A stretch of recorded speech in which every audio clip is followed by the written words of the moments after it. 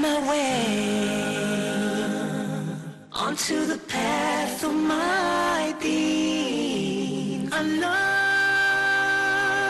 subhanahu wa ta'ala, Allah, I'm calling your name. Oh Allah. Bismillahir Rahmanir Rahim. Welcome back, dear viewers, to today's episode of Let's Talk on your favorite station, Huda TV. I'm your host, Yusuf Kroma, and today we'll be talking about something very crucial, which is emptiness. We'll be talking about internal emptiness and external emptiness, as well as free time and how to use your free time productively. There are many people that will live their entire lives with an emptiness inside, a void inside, not truly understanding the causes of this void and how to fill it. So we'll be talking about this, how to sort of rectify, how to remedy these problems, and how to go about living a life of fulfillment and a life of purpose and a life of ultimately enjoyment. So we would like to start by introducing our noble guests. From my right, I want to begin by introducing Brother Yasir. Assalamu alaikum wa rahmatullahi wa barakatuh. Wa alaikum assalam wa rahmatullahi wa barakatuh. Eid Mubarak to all Muslims for the Eid al-Adha, and I hope it was a blessing upon all Muslims. I'm Yasir al-Ashqar from Morocco, half Egyptian, half Moroccan, living in Egypt for the meanwhile, and going for my masters, and hopefully it'll turn out just fine. Alhamdulillah, inshallah, Brother Yasir. It's a pleasure to have you. Pleasure's all mine, thank you. And after Brother Yasir, we have our second noble guest, Brother Muhammad Rifa'i. Yes. Assalamu alaikum wa rahmatullah. Wa alaikum assalam wa rahmatullahi wa barakatuh. I'm Muhammad Rifa'i. I'm a teacher of English here in Egypt. I'm from Egypt. I'm a secondary English teacher, and really honored to be with this company. Alhamdulillah, it's a pleasure to have you, brother. Yes, and we had you this past Ramadan on Gates of Goodness as well. Yeah, before the feast, it was really amazing, actually. It was really nice to be with you. Alhamdulillah, alhamdulillah. So we're going to move to Brother Idris. Assalamu alaikum wa rahmatullah, Brother Idris, who's a veteran on this show. How about you, Idris? Wa alaikum assalam wa rahmatullahi wa barakatuh. And always a pleasure to be here. Of course, I'm here in Egypt studying Quran and Arabic, memorizing, and teaching English, trying to benefit generally best I can, inshallah. Alhamdulillah. May Allah bless you in this endeavor. Last but certainly not least, we have Brother Amr Abdul Al, a.k.a. Amr ibn As. Yeah, I'm getting used to this nickname. Yeah. Shall speak into existence, you know. Yeah, hopefully. Thank you. Wa alaikum assalam wa rahmatullahi wa barakatuh. It's always a pleasure to be here with the great and noble guest brothers that you have in the show. MashaAllah. Thank you. So let's get right into the topic. We're going to start with the question of how does a person or before that, prior to, what does it mean to have an emptiness inside? Before we get into how does a person sort of recognize this, how do we qualify the term emptiness or emptiness inside? What does that mean? Starting with Brother Yasir. Well, Bismillah ar-Rahman ar-Rahim. First of all, emptiness, we can classify emptiness as having an emptiness inside. It's obvious to the obvious eye. You have nothing to do. You have an empty life. You have too much free time. Say you're busy, but you can't make enough of that time in an effective and in a sufficient way that could benefit your life. Mm-hmm. I mean, some people could go through their lives and feel like it passed. وَمَا لَبِثُوا فِيهَا إِلَّا سَاعَةً مِّن نَهَارٍ, like it they passed. They didn't know where they waste their lives. So I think it's very valuable to consider how to use every second in our lives, in a very beneficial way that could bring, the good stuff in our life and in the next life, inshallah, So it can lead to many problems with so many people that they can't find, they can't manage their time, or even if they can manage their time, they still, at the end of the day, they come back, they just feel empty. Like they work themselves off all day long, and it's just for nothing. I mean, they feel lost. I mean, it's not something that you can touch. It's something that you can feel. It's spiritual, and it always comes from not having a lot in your life. Okay. Yeah. So we'll get to the causes right now. So Yes. Yeah, for me, if you ask me this question, I would try to define the word emptiness by saying that it's just the gap in everyone's life. By saying like maybe it's like a kind of a social gap, a social emptiness, or maybe a spiritual one, maybe as kind of a professional gap because maybe somebody cannot like achieve his goals or something. So I mean, like just a gap on different levels that somebody is not able to fill it in, like, or to do something to feel that he's really satisfied concerning the sport. Excellent. I mean, like everybody's trying to do like his work, and everyone knows the gap he has in his life, the emptiness he's working on. But actually, it's not really that easy.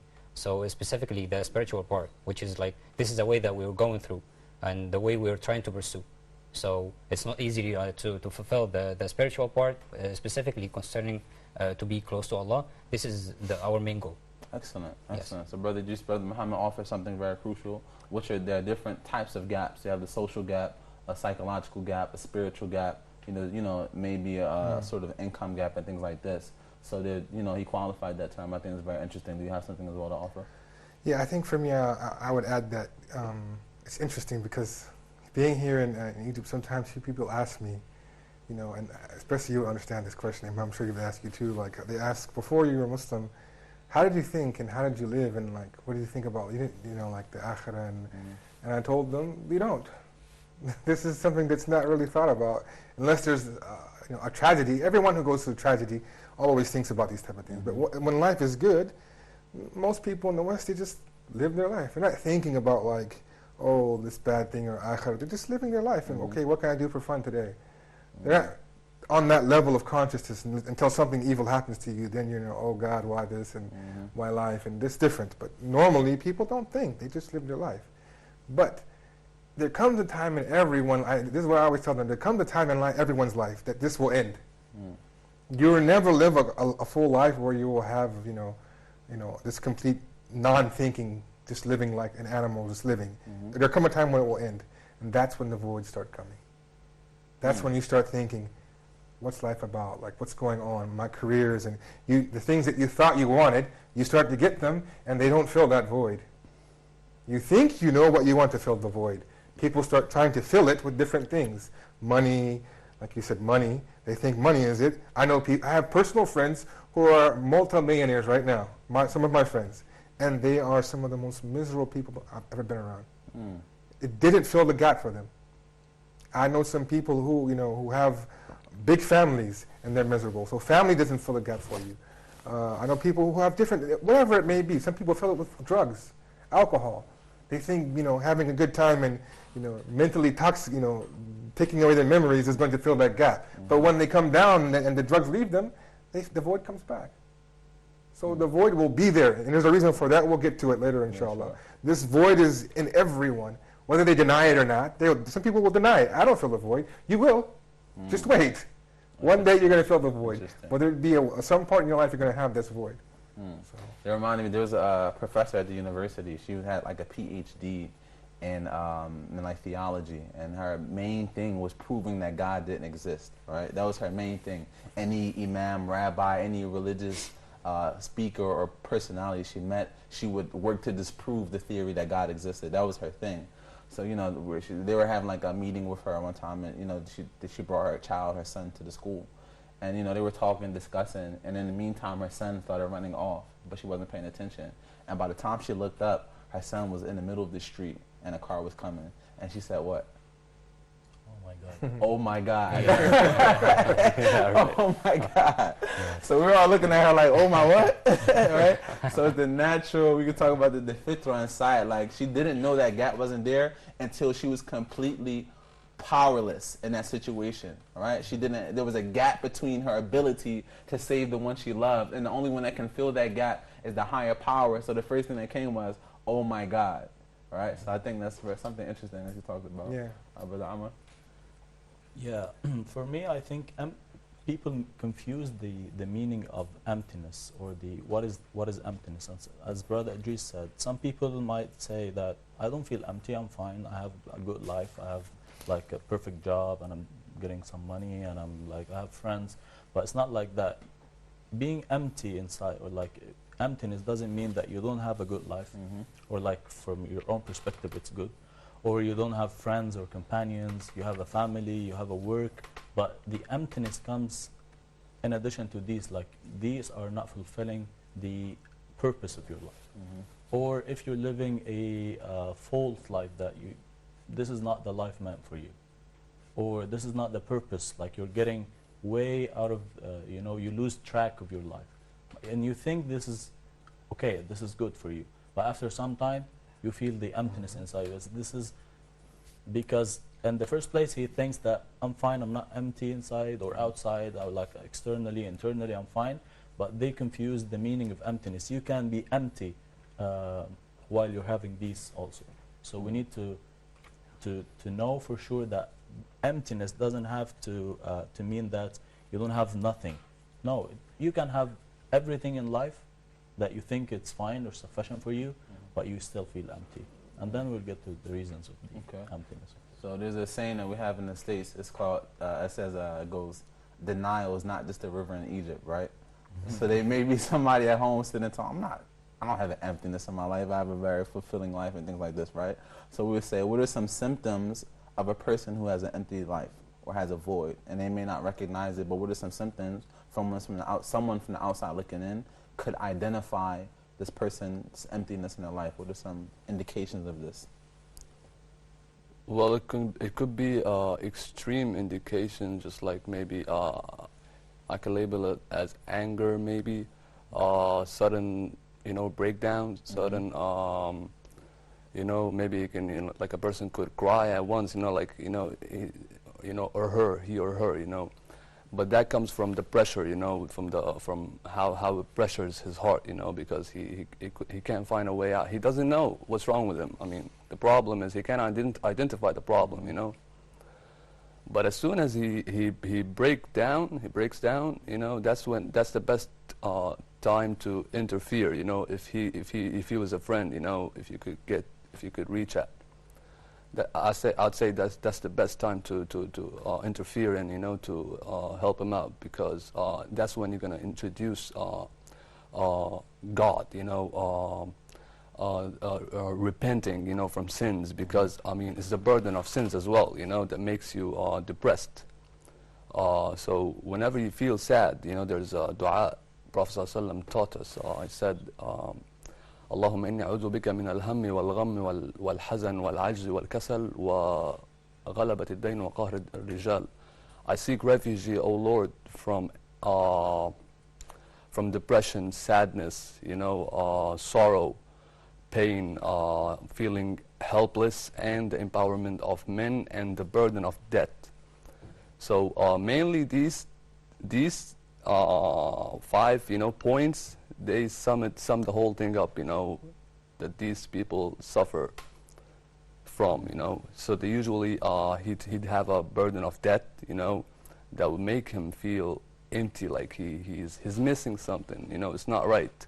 And he might have everything in life, just like Brother Idris pointed out, like the most suicide rates, y'all know, it's in Switzerland and Denmark, and they're the richest 2 countries on earth, So what could they need more? It's not money, it's not family, it's all about spiritual ties with the Lord, So whenever you feel that, you have to always identify them and go back to your Lord as soon as possible, and you'll feel just wonderful, you'll feel great, So the indication, just like I said, could vary from anger, breakdowns, sudden reactions that he's not even used that himself, How come you? Yeah, sure. So it just made me think of something very interesting, which is like some reports that were stating that every nation of the previous nations that they researched, they always had some sort of link about finding out who was God, whether it was the Aztecs, the Mayans, the ancient Egyptians. They were always interested in connecting with a higher power. Every nation, even like, primitive people were trying to find out, who's above, what's the ultimate power. So one could offer that the natural position of the human being is to have a void in his life until it's filled with Allah subhanahu wa ta'ala. Exactly. That's the natural position of every human being. Also, the natural love for things, to be, to accumulate wealth, or to have status or children or something like this. And some people are able to fill that void, but the moment you aren't, it takes you back to the default position again of, I need to fill this thing. But that's something that's interesting. I thought about it while you were speaking. Brother Muhammad? Yes, for me, actually, I'm not gonna talk about like the young guys who has like kind of emotional emptiness and they're looking for some kind of like a wrong and false kind of affairs or something. Part of it, yeah, sure. This kind of emptiness, we're not gonna talk about it at the present time. And I'm not going to talk about like people who are just feel a kind of emptiness with life, and they need a luxurious lives and everything. They need more money, and they keep like chasing their tails with work, and they want more money. So I'm just talking about like people who feel like a spiritual emptiness, and just when taking a verse from the Holy Quran, which told us like وَالَّذِينَ جَاهَدُوا فِينَا لَنَهْدِيَنَّهُمْ سُبُلَنَا. So this kind of a verse like guide us to the right track for everything. Like you're going to try to fill this gap or the emptiness you have with God. You want to be like a bit close to Him, as Brother Yasser said concerning the point. You want to strengthen the ties with Him. So you try to be fighting for God's sake. I mean, fighting yourself, like fighting your sins, fighting the devil for the sake of God. So you're taking yourself, like filling the gap you have in your life and in your spirit with God and with the real deen, with a good company, people who will try to put you on the good things, like prayers. They don't let you pray alone. They try to like push you to memorize the Holy Quran, like Brother Idris is doing here in Egypt. He's memorizing the Holy Quran, I think. And this is something great, really inspires us, you know. And this is the whole thing. وَالَّذِينَ جَاهَدُوا فِينَا لَنَهْدِيَنَّهُمْ سُبُلَنَا. This is something really great for everyone trying to fill the emptiness in his life. Also, there's the hadith of the Prophet Muhammad ﷺ where he said that the son of Adam, his belly will not be filled except if you fill it with dirt. All right, and ulama, they give two explanations of this. The first meaning that literally, if you would have to pack his stomach with dirt for him to be filled, like that gluttony, and also he won't be satisfied until he's dead. That means he will never be satisfied. That void will always be there.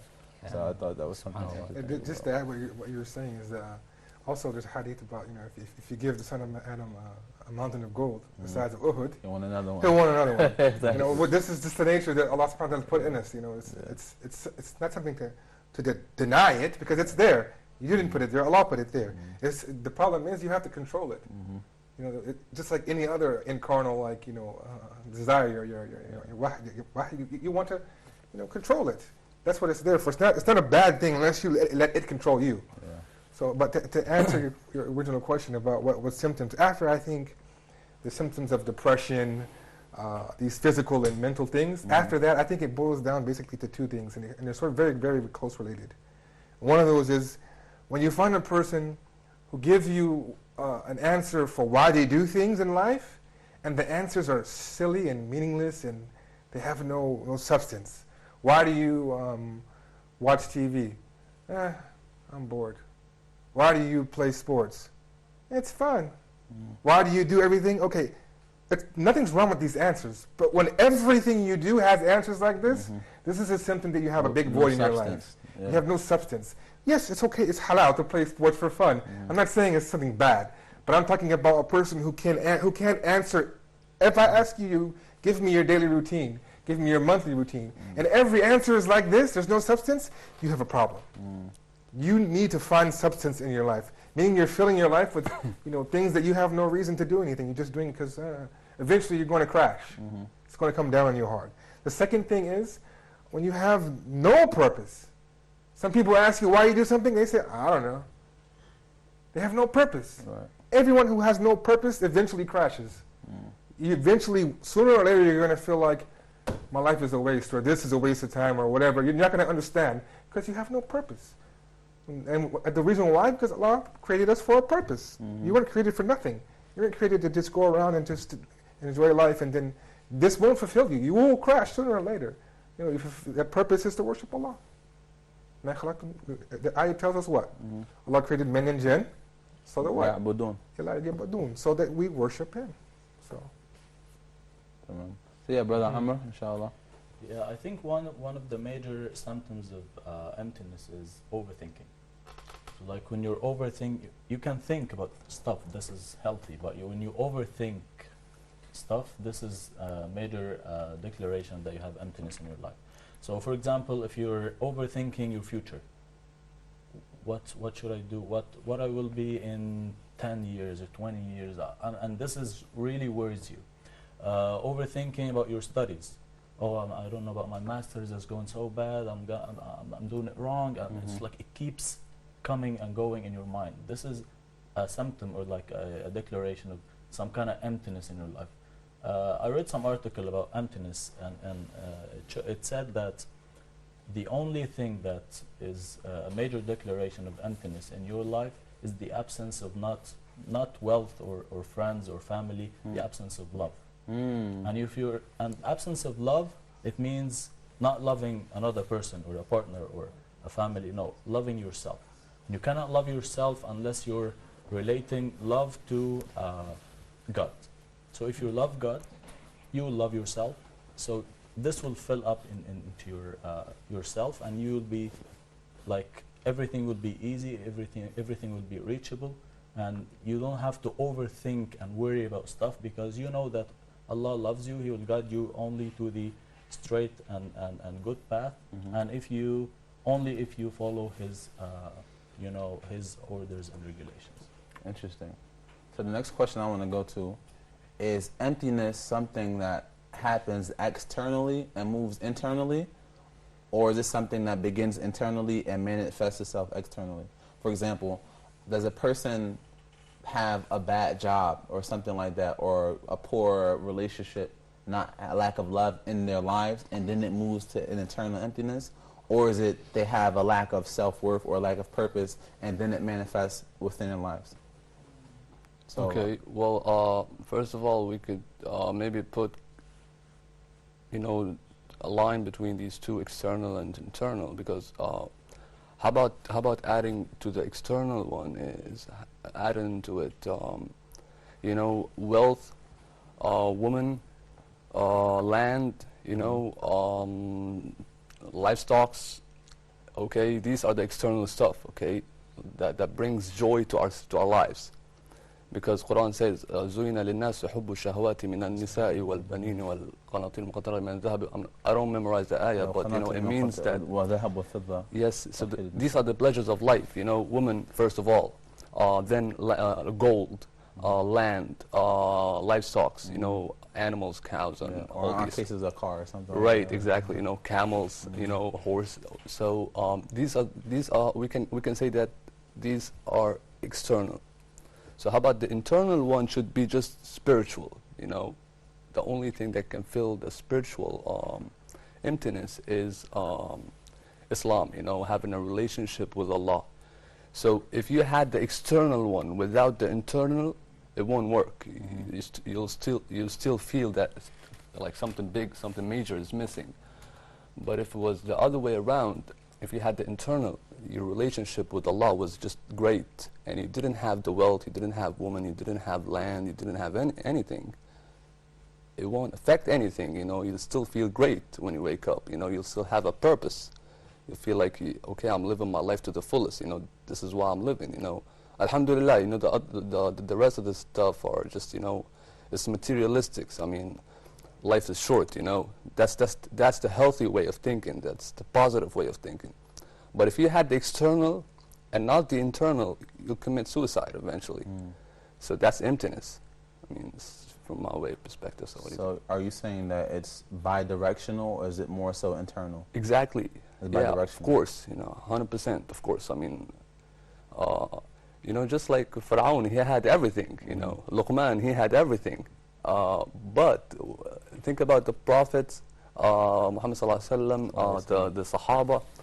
Most of them, they had nothing. I mean, I can name just maybe 2 or 3 or 10 maybe maximum who had wealth, But the rest were all poor, and they still led a full life.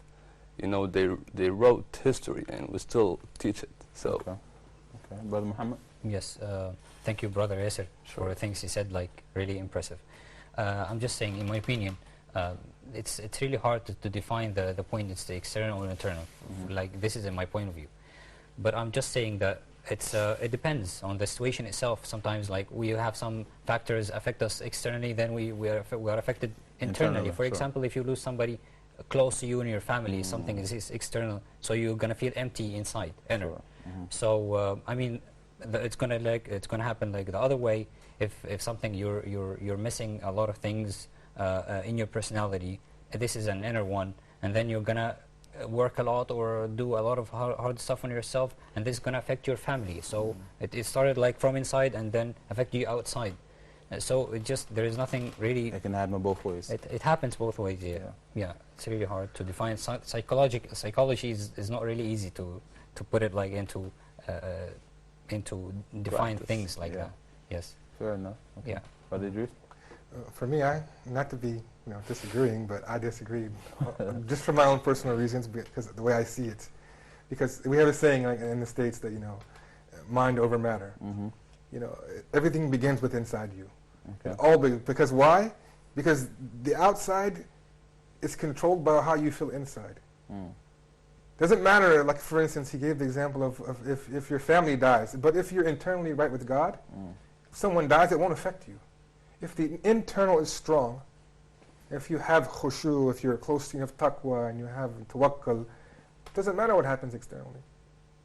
But if it's reversed, I disagree, dude. so that is my if it's reversed. Let's say, for instance, it's very hard for someone who has tawakkul to lose it.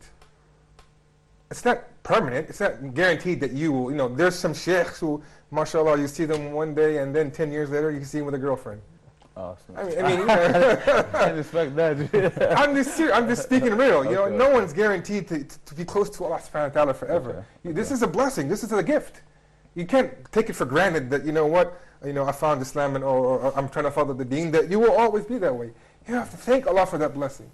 Allah didn't guarantee you that He'll keep you that way. It's a blessing. It's a gift. Okay. So for me, it always begins with the internal. This is why the Rasulullah sallallahu over what did he address with the Sahaba? Did he address the external? If it was externally important for him to address the external, he would have did so. But he didn't. He took years to what?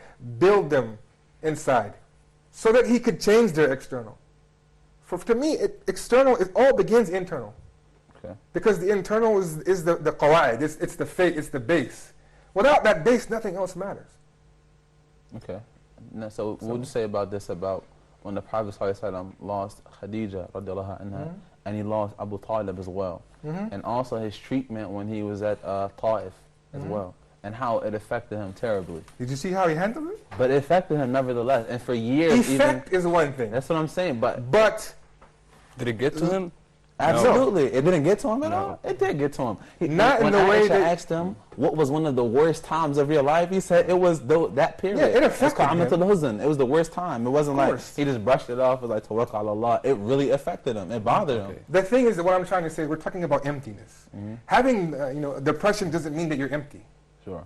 The Prophet ﷺ wasn't empty.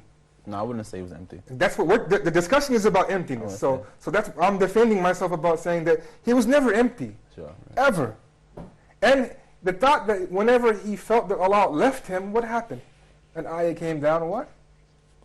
Your Lord has not left you. He hasn't forgotten you. But he never felt empty. He just felt that he did something wrong. It was something that he felt, though. And I think is in our natural humanness to feel that way. The fact that he felt like there was something that he happening. did or something, Allah was angry with him. Yeah, he never felt empty, that void. Because once you have this fixed, it doesn't go anywhere. This is strong, khalas, the external doesn't matter. Yes, you're going to get depressed. When I say that you have Allah and you have tawakkul, that doesn't mean that you won't have depression sometimes. It doesn't mean that you won't have bad things happen to you. This is all part of what? The test. If I give you tawakkul, do you think I'm just going to let you have it without being tested? No, you have to work for it, sure. So this is what Allah does. Sure, alhamdulillah. So, I think this is a wonderful conversation right now. And it is, alhamdulillah, very enlightening. And we're going to pause for a short break, inshallah ta'ala, and we'll be right back to continue this very, very crucial and essential conversation. See you soon. Assalamu alaikum wa rahmatullahi wa barakatuh. Perfect my eyes and I praise. Subhanallahi wa bihamdihi. Subhanallah. How perfect you are, Allah.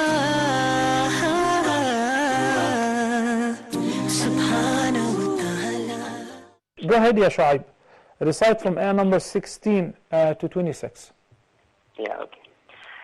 أعوذ بالله من الشيطان الرجيم ولقد خلقنا الإنسان ونعلم ما توسوس به نفسه ونحن أقرب إليه من حبل الوريد. تلقى المتلقيان عن اليمين وعن الشمال قعيد ما يلفظ من قول إلا لديه رقيب عتيد. وجاءت سكرة الموت بالحق ذلك ما كنت منه تحيد ونفخ في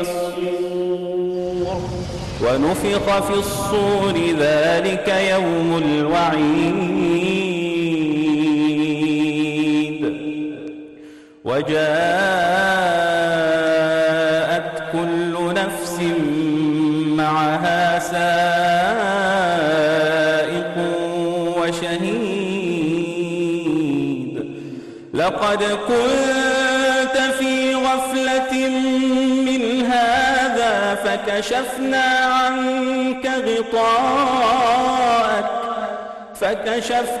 عنك غطاءك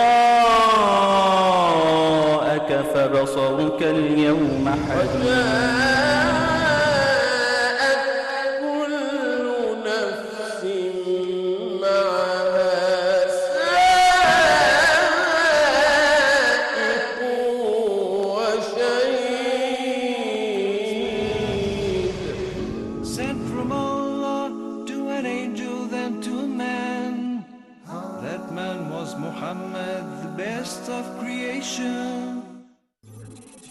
This is the Deen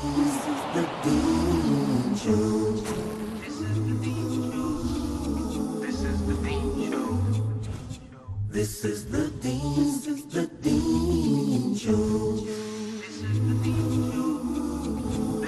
Deen Show.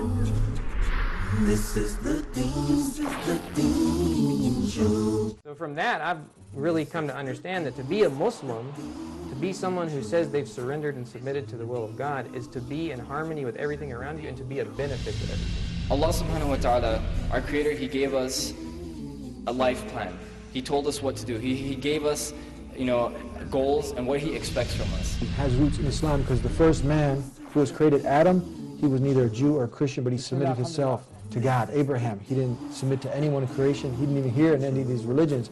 But when he was told to do what? Submit to the will of God, that's Islam. Attached to his preconceived notions. Yes. And if he looks with an objective eye and an open heart, he'll see it.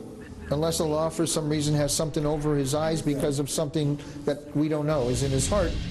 You had from 1980 to 2005, you had the FBI data report showing that now from all these years that only 6% had any links to Islam. 94% were people who had nothing to do with Islam. This is the Deen Show. This is the Deen Show. Allah Subhanahu wa Ta'ala. Bismillahir Rahmanir Rahim. Assalamu alaikum wa rahmatullahi wa barakatuh. Welcome back, dear viewers, to another episode of Let's Talk on your favorite station, Huda TV. I'm your host, Yusuf Krama, and today we're talking about emptiness and eternal emptiness, how to fill this void, what are some of the causes and symptoms, and what are the consequences? Is it something that happens internally and moves externally, or something that's external that moves internally, or is it bidirectional? So right now we're talking about these things, how to solve them, and we're going to go back to Brother Amr, inshallah ta'ala, who's going to pick up after Brother Idris.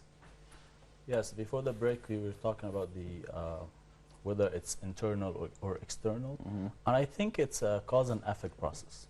Okay. So if you don't have the internal, or if you have internal emptiness, of course you will have external emptiness. I like to refer to this example. If you lose the taste of the sense of taste, for example, So it doesn't matter what kind of food you're eating. Is it salt? Is it sour? Is it sweet? You don't feel anything because you don't have the sense of taste itself inside you. So if you don't have the inner or the internal fulness, like you have love to Allah and you have you know what's your purpose in life and you're following the traditions of deen and everything, then you will feel the external emptiness. In your family, you don't feel the strong connection with them. In your work, you don't feel there is a purpose of this work. What are you doing there? You just go waste like a couple of hours and you go home. In love, if you have a wife or like whatever kind of love you have, you don't feel this strong love because inside you have emptiness. Okay, so I think it's a cause and effect. The internal emptiness will cause external emptiness. And the point Brother Idris was speaking about is like the what comes first. Of course, there is external emptiness and there is internal emptiness. But if you don't build yourself internally first, externally is destroyed. So internal, you build yourself internally comes first before looking for or asking for reasons for external emptiness. But both of them exist, internal emptiness and external emptiness, but it's a cause and effect process. Okay, and this reminded me of the ayah too, لا يكلف الله نفسا إلا وسعها, right? That Allah will not test a servant greater than he can bear, which means that there's different layers of tolerance within different human beings. Everyone doesn't have one standard level of tolerance, right? No. Somebody may be tested in one way and it may cause them to feel differently than if someone else were. And there's even a qawl that says that in terms of how Allah Ta'ala distributes his rizq, in that he may give health to a certain person because if he didn't give them health, they wouldn't obey Allah Subhanahu wa Ta'ala. And there's certain people who he removes their health because if they had good health, they wouldn't obey Allah Subhanahu wa Ta'ala. Likewise with money. There's some people who are given money because if they didn't have that money, they wouldn't worship Allah Subhanahu wa Ta'ala, and vice versa. And the same thing. So in terms of different people are affected different ways by the external as well. And this is how Allah Subhanahu wa Ta'ala distributes both his rizq and his tests as well, the ibtila. Just to add on to what you're saying is that, remember the story when after the battle of, I think it was Hunayn, when they had won a lot of spoils of war. Sure. And the Rasul was giving it out to the Bedouins, just giving it out freely to them, so much. And the people of Medina he didn't give them anything. Sure. They were sitting there like, didn't we fight? We were here before them. We were supporting you before them. And then word got to the Rasul. I'm summarizing, of course. Right. And then he had a meeting with them, and he told them, I gave them because this is what they needed, the dunya. Exactly. Because why? Because why? Because their internal is weak. So they need external to fill the void of the internal. Sure. So what did he tell them? Because I'm going back with you. Because why? Because their internal is, the eternal is ready. They don't need the external. The internal is in sound. And they felt bad. And they began to cry and think, what were we thinking? Because they allowed the external, this dunya, to come and play with them. Not realizing that, the shaitan came and not realizing that they had better. And whenever they were reminded of it, they felt like, what were we thinking?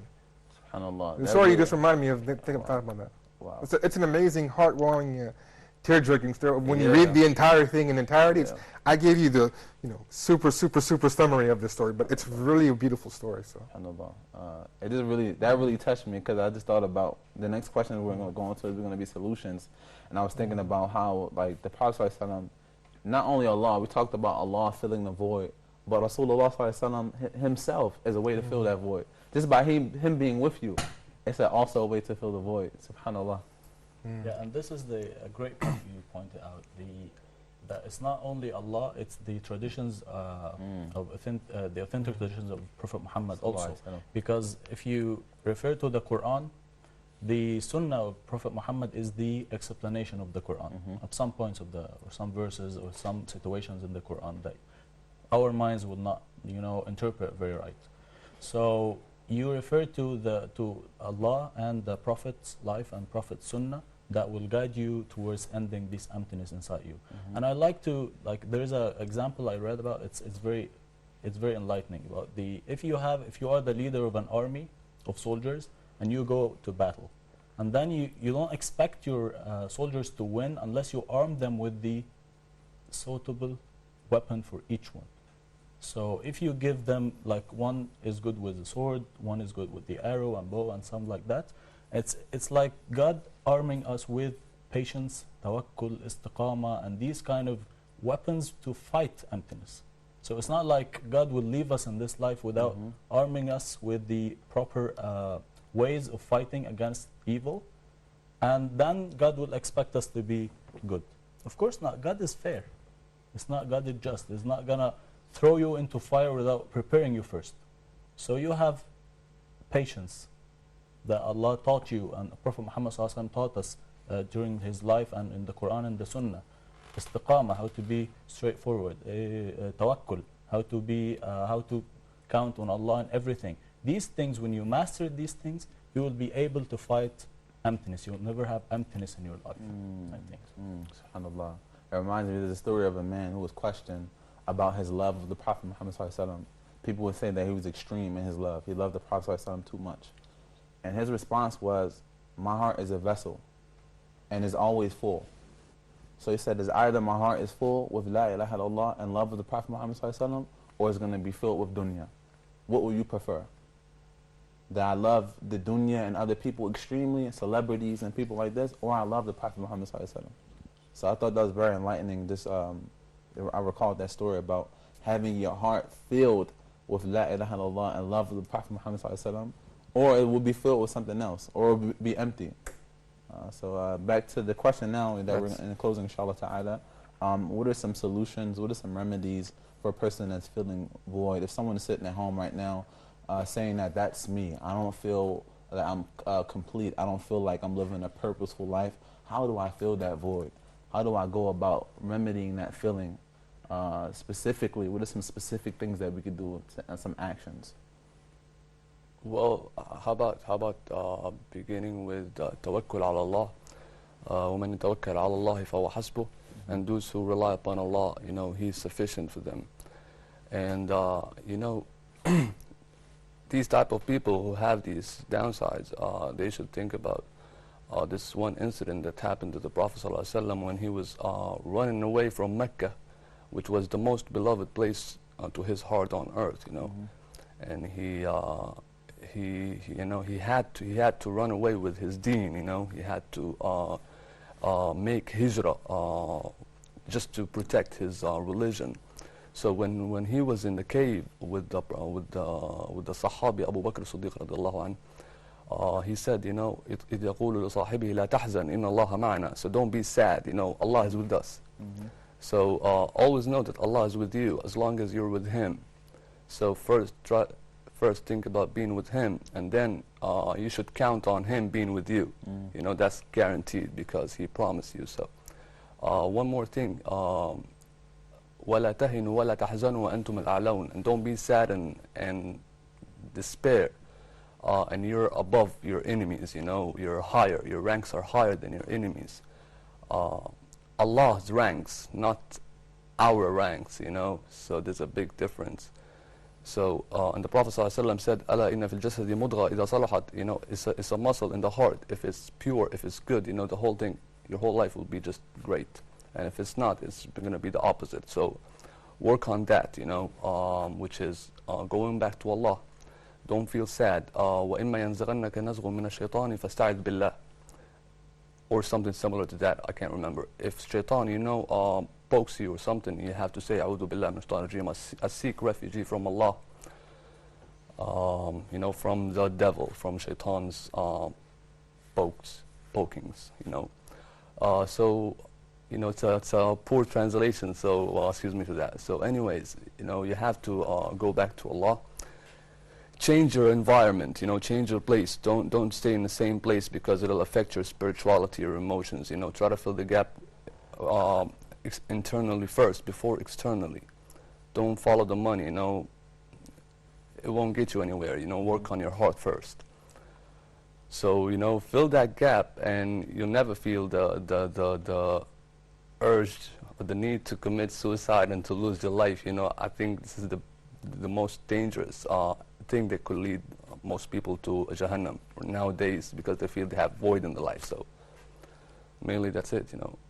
Go back to your life and just focus on the deen, read Quran, you know. Whenever you read Quran, you know, meditation. Prophet ﷺ, he used to meditate all the time. Whenever he feels emptiness, you know, he feels something like he has a free time. You don't need to have emptiness inside. You just have free time. So if you have a free time, try to use it. You know, make it work. Don't just, you know, watch TV or something. You know, because you'll feel empty. So use free time through religion, of course, always. Okay. Yes. Brother Muhammad? Yeah. As long as we're talking about a very psychological part concerning the emptiness, and this is a kind of, I feel like it's kind of private thing for everybody. It's kind of a psychological part where it's not really ordinary for everybody to show it to other people. Sure. So as long as it's kind of a private thing, everybody, everyone. I'm just talking to myself at first place. Like everybody has to sit with himself for some time, think about yourself, think about your personality, think about your life, the purpose of your life. Give yourself some time to think of what part of like emptiness you have and you need to fulfill. What kind of satisfaction are you looking for? What way are you pursuing your life? So this is the first part. Sit with yourself for some time. Define what you need, and then surround yourself with such a good company. People who are surrounding you, like hold you up, carry you at the hard time. You know, people, as Prophet Muhammad said, all Muslims are just like one body. They support each other. So it's really hard to live alone with no people around you, no good friends. Ask people who have like experience in life. Listen to people who have experience. You're not the only person in the whole world thinking alone, but just listen to people, listen to wise people, scientists, scholars. Search the internet for the thing you need to know more. And then for the last part, I'm supporting brother Yasser for the thing he said. Always try to say dhikr. You know, it's in free time, like when you're taking transportation or you're staying for some place for some free time, always say zikr istighfar, you know. And as it's already mentioned in the Holy Quran, if you say istighfar a lot of time, Allah is going to open a lot of gates for you in life, in your health, in your like rizq and things you're going to get in life, you're going to be granted. And showing that you are blessed to God for things you have. At least you can say dhikr with your mouth, with your tongue. At least this is the three things I'm just saying. Stay with yourself, surround yourself with such a good company, always read the Quran and always say dhikr.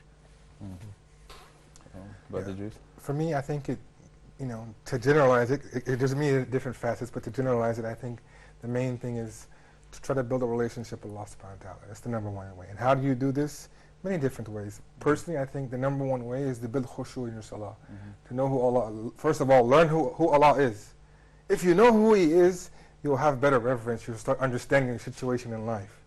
If you don't know who Allah is and you don't know His enormity, you don't know His greatness, like for instance, I'll give you an example. Say for instance you, Yusuf, say you had a meeting that was granted to you to meet Barack Obama in his last days before he's ushered out. For anything you need, any need you need. Would you go to the meeting and just sit around and Obama's sitting there and you're not paying attention to him and you're just, what do you think Obama's going to do? He's going to leave. He's going to be like, get this fool out of here. What is he here for? Does he even want anything, right? Imagine, you wouldn't do that with Obama, but you do it with Allah. You pray, you go into your salah and you're thinking about what I'm eating for dinner. What's going on? What am I going to do after? You're not even thinking about Allah. This is what you do to Allah, but you wouldn't do it to Obama. So we have to know who is Allah. Learn who Allah is. Build that relationship with Him. There's three things, but there's not enough time to go into all of them. The second thing is to learn to love Allah. After you know who He is, you'll come to love Him.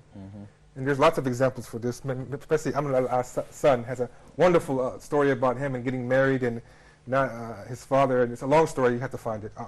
Research it, you'll find it. Amr or Amr?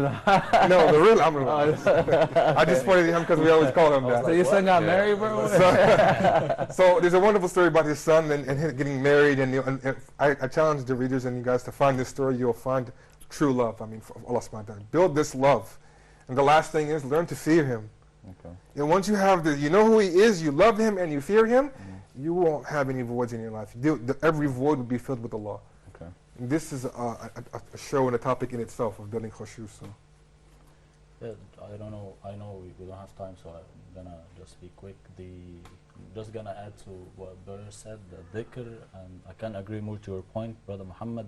There is no fixed menu for filling into the emptiness. It's like it's relative. It's relevant to each person. You be frank with yourself. Try to admit your downsides and try to find solutions for them. And for me, I find this very important is try giving back to the community you're living in.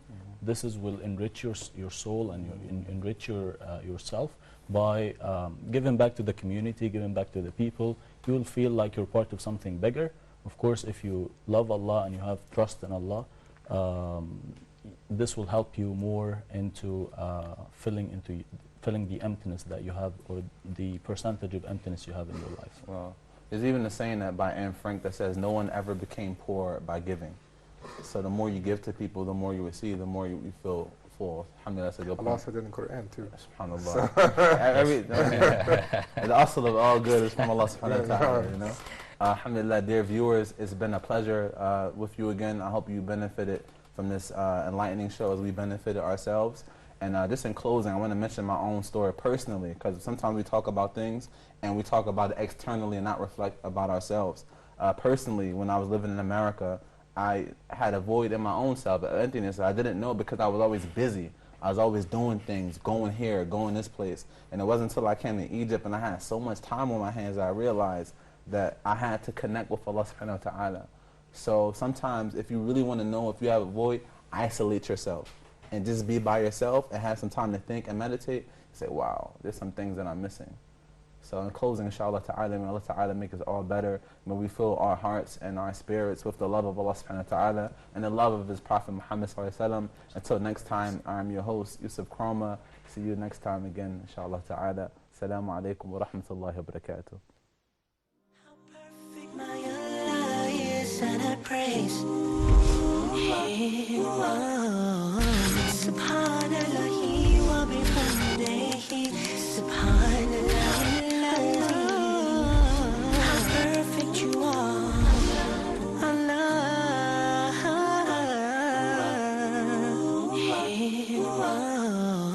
Subhanallah wa bihamdihi. Subhanallah. How perfect you are, Allah,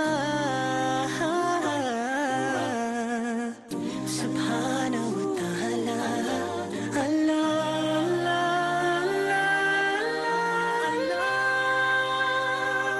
Subhanahu wa ta'ala, Allah, I'm calling your name, Allah. Call you, I need you, Allahu Akbar, Allah, your mercy is great.